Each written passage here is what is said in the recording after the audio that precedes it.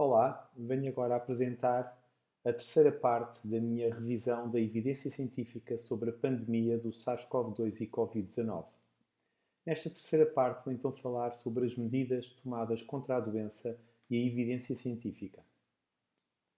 As medidas aplicadas contra a Covid-19 podem ser divididas em dois tipos: em medidas com o objetivo de fortalecer a capacidade do sistema hospitalar e medidas com o objetivo de reduzir o número de novos casos. E quando pensamos na eficácia destas medidas, temos que diferenciar aquilo que é a eficácia teórica das medidas, a eficácia em experimentação feita em ambientes controlados em laboratório e a eficácia em aplicação das medidas no mundo real. Para além da eficácia das medidas, também temos que avaliar se elas são sustentáveis ou não. Porque uma medida que seja eficaz, mas que só possa ser aplicada durante um dia, durante uma semana ou durante um mês, a médio e longo prazo não terá um efeito valorizável na mesma, porque quando for levantada a medida, voltaremos ao mesmo e à parte inicial em que estávamos.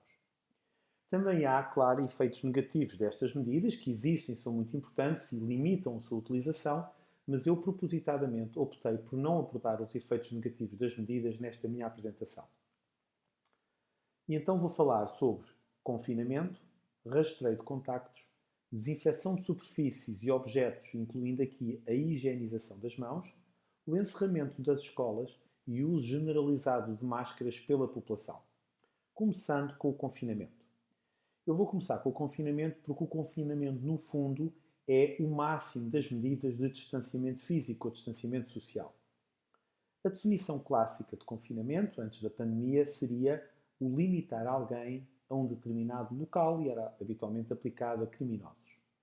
No caso da pandemia, tem-se falado de confinamento quando estamos a falar de limitações à possibilidade de se abandonar o domicílio, que geralmente são aplicadas conjuntamente com restrições à deslocação dentro do mesmo país ou entre países diferentes e também ao encerramento de diversos estabelecimentos e atividades.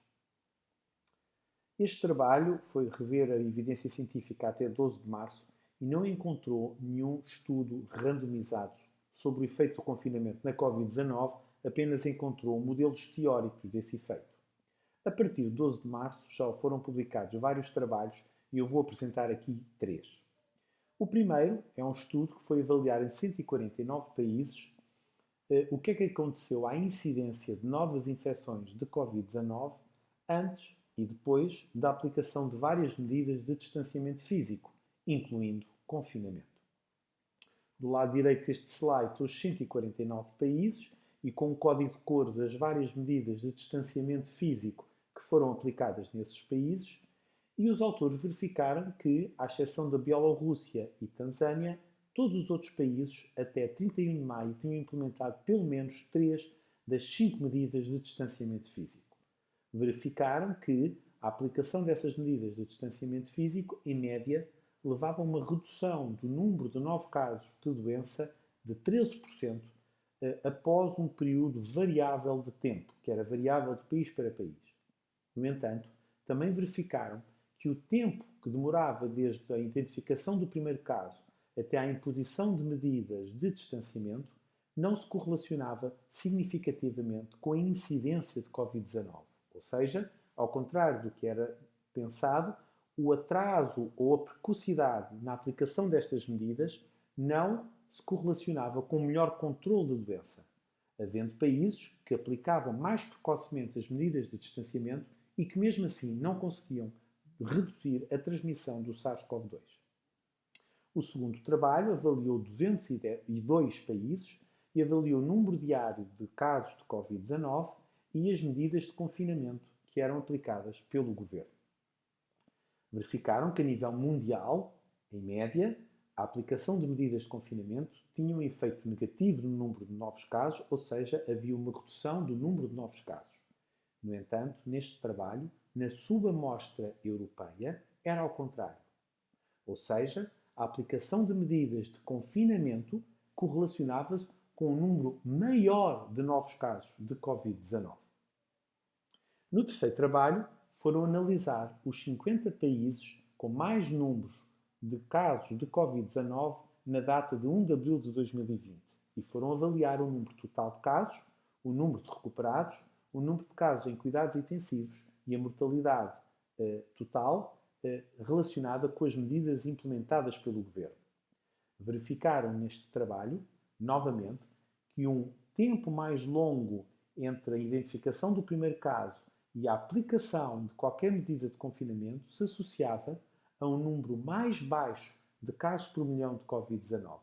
Ou seja, quanto mais tarde era implementado o confinamento, menor o número de casos por milhão de Covid-19. Para além disso, também verificaram que o encerramento de fronteiras, a aplicação do confinamento mais agressivo e uma taxa elevada de testes para a Covid-19 não se associavam de forma estatisticamente significativa a uma redução do número de casos em UCI ou a uma redução da mortalidade. O que é que eu posso dizer destes 3 trabalhos que acabei de apresentar? O grande problema é que não há um verdadeiro grupo de controle em nenhum deles.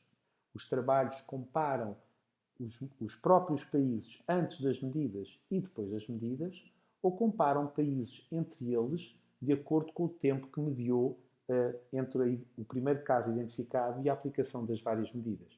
Como praticamente todos os países aplicaram medidas de confinamento, não temos verdadeiros grupos de controle. E a única coisa que podemos dizer que é um número X de dias após a introdução de medidas de confinamento, o número de novos casos começa a descer. O problema é que esta associação temporal entre a introdução do confinamento e a redução do número de casos não implica causalidade entre uma coisa e a outra. Como exemplo, vou falar de Itália. Em Itália, o primeiro caso de Covid-19 ocorreu a 20 de fevereiro.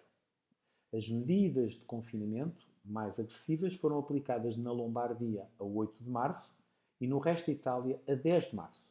Isto foi confirmado com um trabalho que foi avaliar a mobilidade dos italianos através dos dados dos seus telemóveis e verificaram que a grande redução de mobilidade da população italiana ocorreu a partir de 8 de março. E então o que é que aconteceu ao RT, que é a medida que avalia o número de novos casos, o número de crescimento de novos casos diário? O RT começou a diminuir na Lombardia entre 23 e 24 de fevereiro e no resto de Itália entre 4 e 8 de março. Ou seja, quer na Lombardia, quer no resto de Itália, a redução do número de novos casos começou a ocorrer antes do confinamento. Outro problema é a sustentabilidade das medidas de confinamento. O relatório 9 do Imperial College, publicado a 16 de março, já referia que as medidas de confinamento, para serem eficazes, teriam que se manter implementadas durante pelo menos 18 meses, porque se fossem levantadas antes disso, haveria um aumento rebound do número de novos casos. E os autores diziam que não tinham a certeza do sucesso do confinamento a médio e longo prazo, tendo em conta que não sabiam se seria possível mantê-lo tanto tempo. Isto são dados relativos àquilo que aconteceu ao número de novos casos após o início do confinamento. Era interessante vermos uma análise do que acontecia ao número de casos depois do fim do confinamento, depois do desconfinamento dos países. Porque se o confinamento for verdadeiramente eficaz, então após o desconfinamento, os casos irão, ao fim de uma semana, 2 semanas, 3 semanas, há de haver uma subida novamente dos novos casos de Covid-19, o que, aliás, a Organização Mundial de Saúde, a 17 de abril, alertou para a possibilidade de haver um ressurgimento letal no número de novos casos após o desconfinamento. Não encontrei nenhum trabalho que analisasse esta situação, mas vou-vos apresentar alguns exemplos. Este é o caso de Espanha, que confinou a 14 de março e iniciou o seu desconfinamento a 20 de abril. E o que é que vimos neste gráfico após 20 de abril? Que o número de novos casos diários continuou a diminuir e, durante vários meses, manteve-se num valor muito baixo. Durante maio, junho, julho, manteve-se num valor muito baixo. No final de julho começou a subir, subiu durante agosto. Depois, em setembro, desceu outra vez e, quando entra o outono, tem outra vez uma subida bastante acentuada. Mas, após o desconfinamento, tem um período longo de vários meses em que se mantém em valores muito baixos o número diário de novos casos. Em Itália, que confinou a 9 de março e desconfinou a 18 de maio, após desconfinamento, vejam que o número de novos casos diário é praticamente perto de zero durante junho, julho, agosto. No final de agosto há uma ligeira subida durante o mês de setembro, mas é quando entra o outono, até em outubro mesmo, é que há uma subida significativa do número de novos casos. Semelhante para a França, confina a 17 de março, desconfina a 11 de maio, tem um período muito longo, quase sem novos casos diários, maio, junho, julho, agosto. Em setembro há uma pequena subida e é no final de setembro que há uma subida maior e a partir daí do número de novos casos. Ou seja, em todos estes países, o desconfinamento não se acompanha de um aumento nas semanas seguintes significativo do número de casos. Este aumento só acontece numa altura relativamente semelhante em todos eles, que é perto do início do outono. O que nos leva a questionar estes dados que eu apresentei, se o confinamento e desconfinamento realmente influenciou estas curvas dos novos casos ou as curvas apenas se comportam como seria expectável para a evolução sazonal de um vírus respiratório. Depois então de falar da evidência científica respeitante ao confinamento, vou falar sobre o rastreio de contactos. O rastreio de contactos, que foi recomendado pela Organização Mundial de Saúde, foi implementado em Portugal através da norma 015-2020 da DGS. Só que o rastreio de contactos, a sua eficácia depende de vários problemas que ele tem. Por exemplo, para funcionar, o rastreio de contactos implica a utilização de muitos recursos humanos e que haja poucos casos de Covid-19 novos diários. Porquê é que eu digo isto? Porque em Itália, no exemplo de cima deste slide, verificou-se no início da pandemia que houve uma incapacidade para controlar com rastreio de contactos os novos casos de Covid-19 pelo grande aumento de casos que houve. No trabalho do meio, eles foram rever 14 estudos observacionais, onde verificaram que quando o atraso na identificação e isolamento dos contactos é superior a 4 ou 5 dias, ou só conseguimos identificar e isolar 60% ou menos dos contactos, o rastreio de contactos deixa de ser eficaz. No trabalho de baixo, os autores verificaram que, em média, para cada contacto para cada caso positivo, é preciso identificar em média 36 contactos. O que quer dizer, dizem eles, que se o número for elevado, rapidamente o sistema vai ficar saturado e deixar de funcionar. Referir que em Portugal, que temos tido novos casos diários atualmente entre 4.000 e 6.000 por dia, se forem 4.000 por dia, teremos que identificar 144.000 contactos todos os dias. Se forem 6.000 novos casos por dia, teremos que identificar 216.000 contactos todos os dias.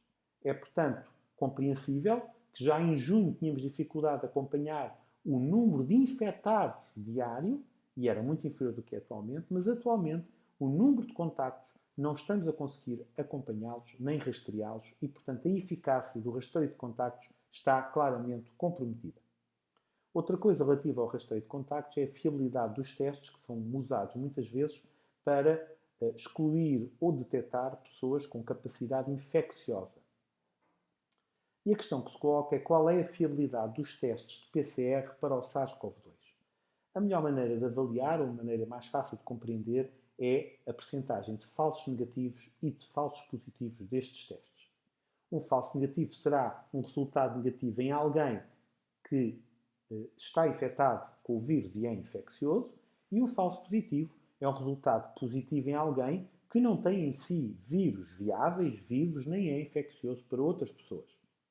É importante esta definição correta porque a fiabilidade analítica laboratorial do teste não é a mesma coisa que a fiabilidade no mundo real em pessoas reais, que é esta que eu defino aqui, porque há limitações inerentes ao próprio teste. Vejamos. Neste trabalho, estes autores falam exatamente isto que eu disse, que a performance das jaragatoas para o SARS-CoV-2 no mundo real poderá diferir substancialmente daquela que é referida em laboratório. Este trabalho de 2004, que revê as técnicas de PCR, afirma claramente que as técnicas de PCR não diferenciam micro-organismos viáveis de não viáveis e que, enquanto isso não for feito, estes testes não devem ser utilizados isoladamente para efeitos de diagnóstico ou de decisões terapêuticas. Outro defeito dos testes de PCR que estes autores apontam é o facto do seu resultado ser qualitativo. O resultado vem como positivo ou negativo não é um resultado quantitativo que possa quantificar a quantidade de micro-organismos que encontram. E, portanto, temos que ver quantos são os falsos negativos e os falsos positivos destes testes. Em relação aos falsos negativos, este trabalho foi avaliar em doentes com Covid-19 confirmada a positividade dos testes de PCR em várias amostras de fluidos corporais. E no caso das jaragatoas nasais, os testes foram positivos em 63% destes doentes com doença Covid-19. E no caso das jaragatoas do fundo da boca, foram positivos em 32% dos doentes com Covid-19 confirmado. Este outro trabalho fala desta problemática da sensibilidade do teste e diz que, apesar de haver variabilidade, eles consideram que a sensibilidade do teste é de 70%, ou seja, 30% das pessoas com Covid-19 vão ter um teste negativo. Poderemos então concluir que a taxa de falsos negativos dos testes de PCR para o SARS-CoV-2 em doentes com doença, os falsos negativos são 30%. Então, e os falsos positivos? Lembra-se que a definição é pessoas que não têm um resultado positivo sem serem infecciosas, sem terem vírus viáveis dentro de si. Este problema é muito relevante, de tal forma que até na conferência de imprensa da DGS de 15 de outubro de 2020 veio uma especialista do Instituto Ricardo Jorge fazer uma afirmação pública que os testes utilizados em Portugal são muito fiáveis e que os falsos positivos são muito raros. O que é estranho, tendo em conta que já em 2 ocasiões a Diretora-Geral de Saúde, uma vez sobre os testes positivos em jogadores de futebol e noutras vezes sobre os testes positivos, se poderiam ser reinfecções ou não, afirmou claramente que os testes novamente positivos em pessoas que já tiveram a doença poderão representar apenas a existência de partículas virais na garganta, não são vírus vivos, nem estas pessoas têm qualquer risco de infectar outras pessoas.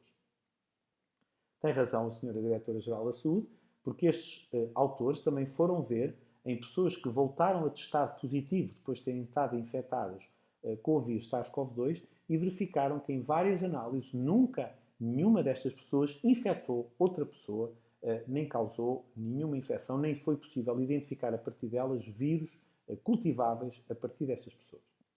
Estes autores também, ou seja, o que estes autores estão a dizer é que as pessoas que têm a doença Covid-19 têm um teste negativo e depois mais tarde voltam a ter um teste positivo, isto não quer dizer, apesar do teste ser positivo, que estejam infectadas. É um falso positivo.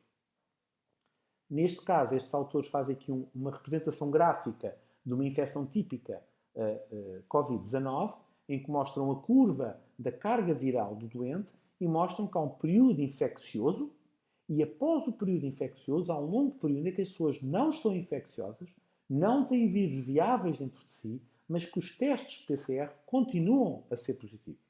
E estes autores, neste trabalho, consideram que a maioria das pessoas que têm testes positivos para o SARS-CoV-2 em avaliações de rotina não estão no período infeccioso, já o passaram. E, portanto, consideram que há milhares e milhares de pessoas que estão sendo enviadas para casa em quarentenas de 10 dias sem terem um risco infeccioso para ninguém. Outro trabalho ainda fala dos problemas técnicos dos testes de PCR. Os testes de PCR podem ter erros na sua execução que levam a falsos positivos. É preciso aqui chamar a atenção que em Portugal, por exemplo, em 2009, quando houve a gripe H1N1, havia menos de 30 laboratórios em todo o país a fazerem testes de PCR. Atualmente, quando surgiu esta pandemia, aumentou-se essa capacidade cerca de 3 vezes e atualmente há mais de 90 laboratórios em Portugal a fazerem os testes de PCR para o SARS-CoV-2. O que quer dizer que a maioria dos laboratórios que fazem estes testes em Portugal não têm grande experiência na execução deste tipo de técnicas e levanta-se a questão se poderá haver também erros técnicos na sua execução.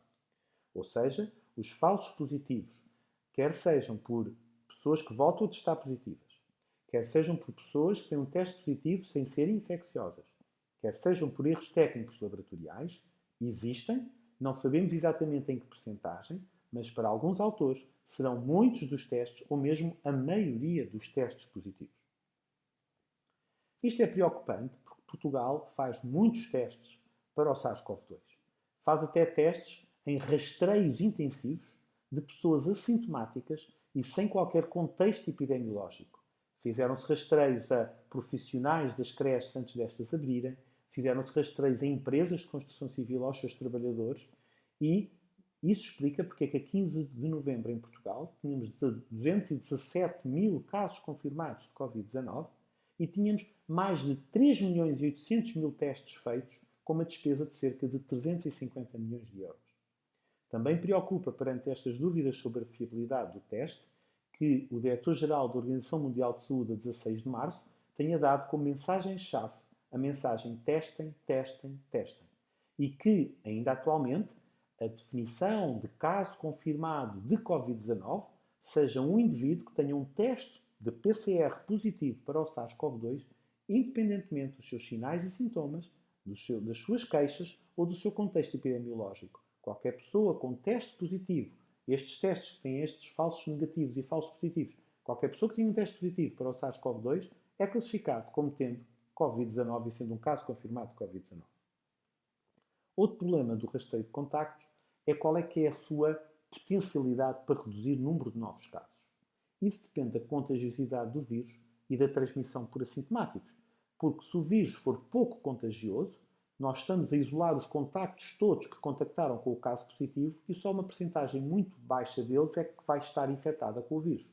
E, por outro lado, se os assintomáticos não transmitirem o vírus ou transmitirem muito pouco, esses contactos que estamos a isolar, mesmo aqueles que estão infectados, não iriam infectar outras pessoas porque são assintomáticos. E, portanto, a eficácia do rastreio de contactos depende da contagiosidade do vírus e da transmissibilidade por assintomáticos. Em relação à contagiosidade do vírus, vou dar aqui vários exemplos de várias circunstâncias. Dois dos trabalhos que aqui apresento têm que ver com a transmissão do vírus a profissionais de saúde a partir de doentes com Covid-19 em que os profissionais de saúde não utilizaram máscara e em que num dos trabalhos foram infectados 4,7% dos profissionais de saúde que contactaram com o doente e no outro trabalho 7% dos profissionais que contactaram com o doente sem utilizarem qualquer máscara. Outro trabalho verifica a transmissão do vírus dentro do mesmo agregado familiar em que ninguém usou máscara e encontrou essa transmissão em 13%. Outro trabalho, em duas ocasiões de embarcações, quer embarcações de turismo, quer embarcações de guerra, verificou-se que, havendo surtos nessas embarcações, num caso atingiu 19,2% das pessoas que estavam no barco e no outro 17,3%. E, portanto, encontramos aqui percentagens de transmissibilidade em vários ambientes que variam entre menos de 10%, cerca de 15% e menos de 20%. É verdade que nos lares de idosos essa percentagem é muito superior e quando há surtos nos lares de idosos costuma haver taxas de infecção superiores a 60% dos seus utentes.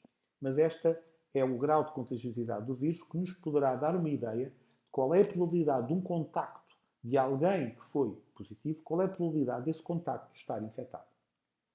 Em relação à transmissão por assintomáticos, que se sabe claramente que é possível, desde esta carta apresentada a 30 de janeiro, no entanto, a Organização Mundial de Saúde tem dito várias vezes que nós não sabemos qual é a percentagem de novos casos diários que é causada por transmissão por assintomáticos.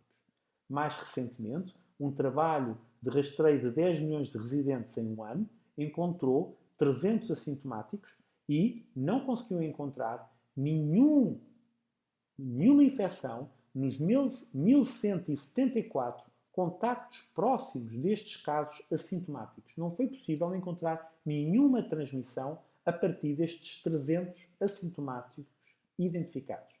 E, portanto, estes autores concluem que é muito pouco provável que estes doentes assintomáticos sejam infecciosos para outros. Para além disso, em Portugal, sabe-se que atualmente menos de 20% dos doentes positivos, dos casos positivos diários, têm uma cadeia de transmissão identificada e sabe-se quem é que os contagiou. 80% dos casos positivos não se sabe de onde é que veio o seu contágio. Ou seja, quando nós estamos a identificar e a isolar os contactos todos dos casos positivos, só poderíamos influenciar aqueles 20% de novos casos em que se sabe quais foram os seus contactos. E, portanto, levanta muitas dúvidas, para além daquelas que eu já falei sobre a eficácia e da capacidade de mantermos o rastreio de contactos, qual é que é o potencial do rastreio de contactos conseguir reduzir o número de novos casos. Temos também o problema do seu prejuízo. Aplicar o rastreio de contactos obriga a ir para casa um número muito elevado de pessoas que não estão infectadas nem nunca vão estar. Algumas dessas pessoas poderão mesmo ser profissionais de saúde. Estes autores do lado esquerdo já dizem, chamam a atenção para isso. Do lado direito, uma notícia de uma escola onde um assistente, onde um auxiliar testou positivo. A autoridade de saúde, então, mandou todo o pessoal não docente ser isolado em casa. A escola, perante isso, viu-se obrigada a fechar. Todas as crianças tiveram que ir para casa e os pais das crianças tiveram que ir para casa tomar conta delas. Numa escola, por uma pessoa que ficou infectada. E, portanto, todas estas medidas são preocupantes. Mesmo a Diretora-Geral de Saúde, a 12 de março, deu o caso, deu o exemplo das suas duas netas gêmeas de 3 anos, que foram mandadas para casa porque na escola delas houve um aluno de 17 anos que testou positivo, então encerraram a escola. As suas netas de 3 anos foram para casa. A mãe das netas, médica, teve que deixar de trabalhar e ir para casa com as filhas, e a Diretora-Geral da Saúde não concordava com esta medida e dizia na altura que temos que ter muito cuidado sempre com as medidas que tomamos, porque têm consequências sociais muito grandes. E isto é verdade. Depois de ter falado da evidência científica do confinamento e do rastreio de contactos, vou, na próxima apresentação, falar sobre as outras 3 medidas. Muito obrigado.